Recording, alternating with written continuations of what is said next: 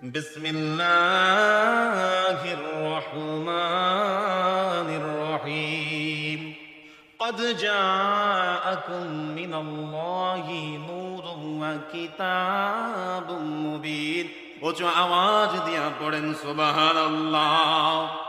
আল্লাহ পাক রব্বুল আলামিন বলেন, আমি এই পৃথিবীর বুকে দুইটা জিনিস প্রেরণ করে দিয়েছি। পড়েন না সুবহানাল্লাহ।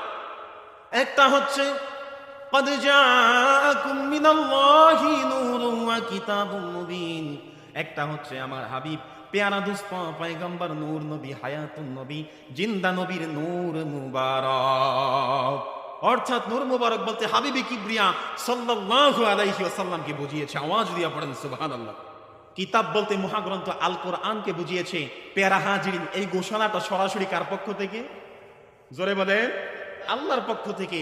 যেই আল্লাহ পাক রব্বুল আলামিনের পক্ষ থেকে ঘোষণা আসছে যে হাবিবে কিবরিয়াকে আল্লাহ নূর হিসাবে দুনিয়াতে পাঠিয়েছেন, ওই হাবিবের শানে আল্লাহ পাক রব্বুল আলামিন নিজেই আবার বয়ান করছে, ওয়ারাফা'না লাকা যিকরাক।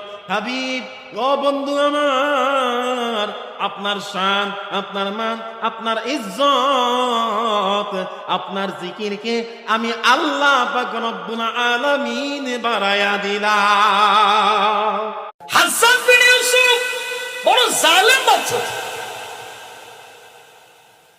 হাসান বিন ইউসুফ তিনি আলেম ওলামাদের উপরে জুলুম করতেন। লোকেরা বলে, হাজ্জাজ বাদশা যাবো না, আলেম ওলামাদের উপরে জুলুম করেন, আপনাকে তো তারা বদদোয়া দিবে, আপনি তো শেষ হয়ে যাবেন। সমস্যা নাই, আমি সেই কাম ছেড়ে নিয়েছি। বলে তা কি? আলেম ওলামাদের বদদোয়ায় আমি ধ্বংস হয়ে যাব, এটা আমি জানি।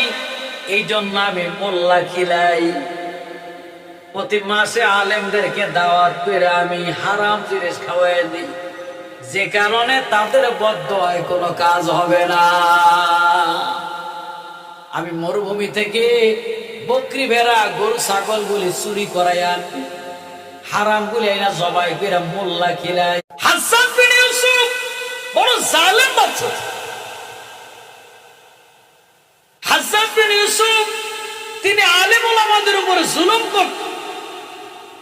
লোকেরা বলে, হাজ্জাজ বাদশা যাবো না, আলেম ওলামাদের উপরে জুলুম করেন, আপনাকে তো তারা বদদোয়া দিবে, আপনি তো শেষ হয়ে যাবেন। সমস্যা নাই, আমি সেই কাম ছেড়ে নিয়েছি। বলে তা কি? আলেম ওলামাদের বদদোয়ায় আমি ধ্বংস হয়ে যাব, এটা আমি জানি। এই জন্য আমি মোল্লা খিলাই,